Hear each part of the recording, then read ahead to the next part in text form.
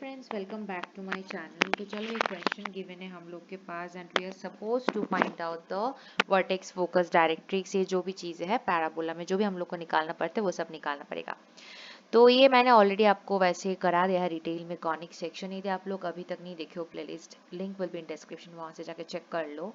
और standard equations के ऊपर भी मैंने सेपरेटली बताया है, अच्छे से पढ़ो, सीक्वेंस वाइज पढ़ाया है ताकि आपको समझने में कोई दिक्कत ना हो। और ये एक क्वेश्चन डाउट आया था कमेंट में, इसलिए मैं इसका सोल्यूशन दे रही हूँ। पर यहाँ पे मैं मान के चल रही हूँ कि आपको आइडिया है ऑलरेडी। यदि आइडिया नहीं है तो जाके प्लीज़ पढ़ो, बिकॉज मैंने आपको ऑलरेडी डिटेल में बहुत अच्छे से करा दिया है। वेल सर, क्वेश्चन हमारे पास ऐसा गिवन है तो इसको मुझे क्या करना पड़ेगा, एक ही काम है, स्टैंडर्ड फॉर्म में ले जाना पड़ेगा। तो पहले तो यार सेम टर्म्स को एक साइड रखते हैं। सो एक्स वाला टर्म इधर है और 8y को इधर ले आए दूसरे साइड में। फिर और एक काम करना पड़ता है, एक्स स्क्वायर है, इसको ना कोएफिशिएंट 1 में जाना पड़ेगा। 3 रहकर हम नहीं कर सकते हैं, या फिर कर भी सकते हैं, पर कैलकुलेशन इजी करने के लिए हमेशा कोएफिशिएंट 1 मान के ही हम लोग करते हैं, इसलिए कॉमन लेके एक्स्ट्रा पार्ट को जो है एडजस्ट कर लेते हैं। सो कॉमन लेने से ये हो जाएगा और यहाँ पे 8y।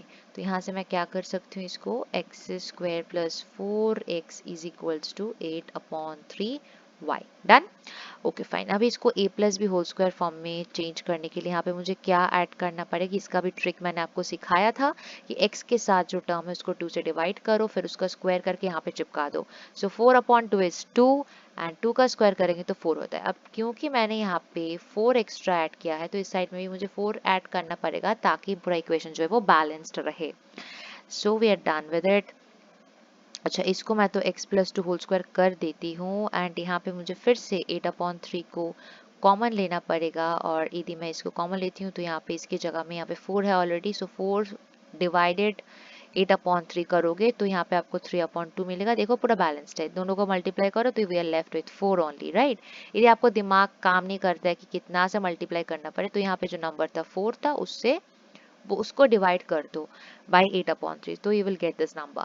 Okay fine. सो इसके बाद मैं क्या कर सकती हूँ, जरा देखो, x plus 2 whole square is equals to, देखो यार 4ay करना पड़ता है ना, क्योंकि ये किस पर्टिकुलर फॉर्म में जा रही है, समझ में आया अभी तक। X square equals to 4ay जो कि एक स्टैंडर्ड इक्वेशन ऑफ पैराबोला है, उसी के अकॉर्डिंग ये जा रहा है। 4a करना होगा तो इसको मैं क्या करूंगी, 4 इंटू 2/3 कर सकती हूँ 8/3 को, और ये जो मेरा है y plus 3/2 will be as it is. तो ये मेरा इक्वेशन आ गया है। अभी इससे को यूज करते हुए मैं वर्टेक्स, फोकस एंड ऑल सब कुछ निकाल सकती हूँ।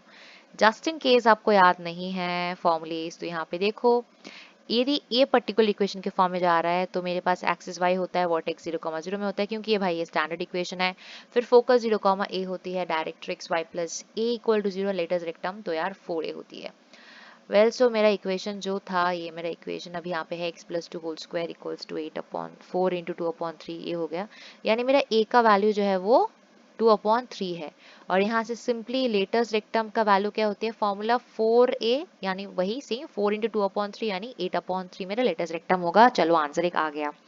नेक्स्ट मेरा क्या होगा, चलो एक्सिस, और यार एक्सिस मेरा क्या है बोलो तो, y एक्सिस है, राइट। इस पर्टिकुलर इक्वेशन में ये मेरा y एक्सिस में है, तो y एक्सिस है, यानी बस ये है। और यदि निकालना है उससे भी पहले, जब ऐसे फॉर्म्स ऑफ क्वेश्चंस आ जाते हैं, हम लोग क्या करते हैं, ये x वाले टर्म को कैपिटल x नाम देते हैं, इसको कैपिटल x नाम देना है, और इसको कैपिटल y और इसको कैपिटल x, ऐसे ही करते हैं।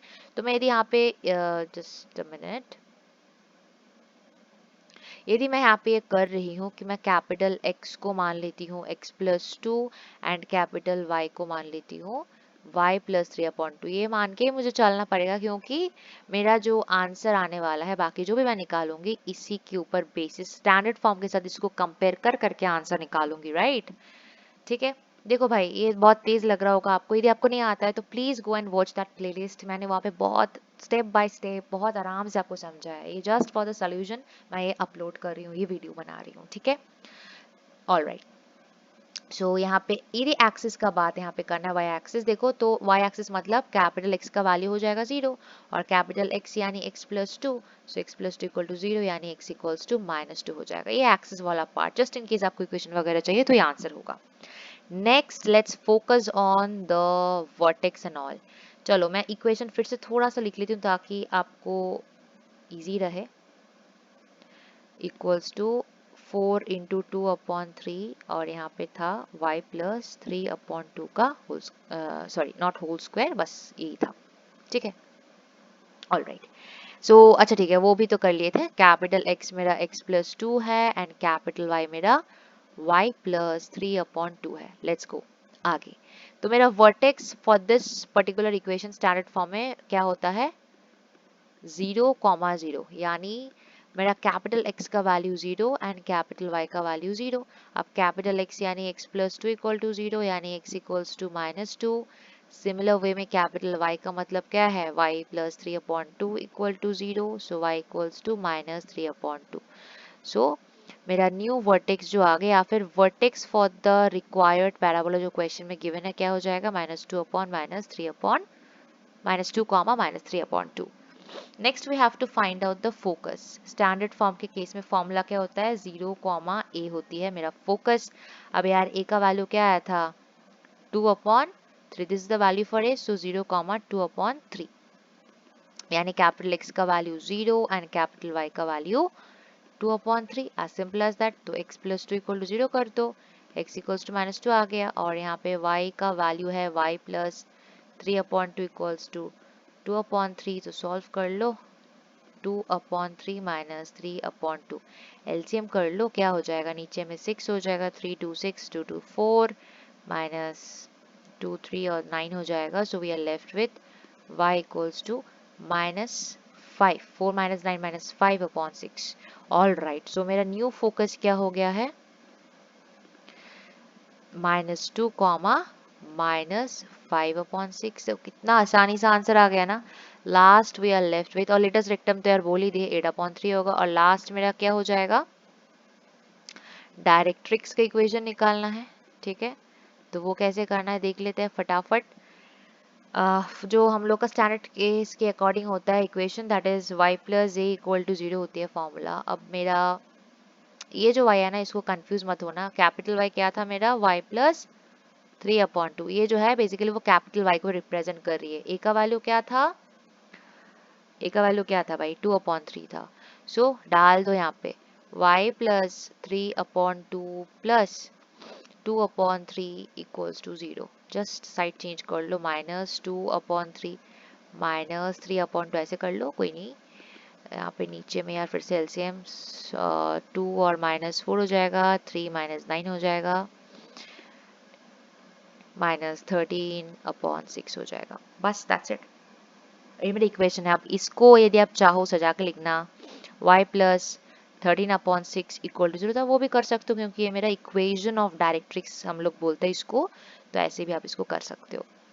बोलो, बस we are done with this, और कुछ बाकी नहीं है क्वेश्चन में। आई होप ये आपको समझ में आया है। फर्दर कोई डाउट वगैरह है तो you can ask me in the comments. और यदि आपको लगा कि बहुत फास्ट था, तो मैं आपको बोल ही दी हूँ कि यहाँ पे मैंने डिटेल में नहीं समझा है, मैं ये मान के चला है यहाँ पे कि you already know about the concept. हो सकता है क्वेश्चन में कुछ डाउट वगैरह हो रहा होगा, दैट्स वाई कॉमेंट में पूछे थे।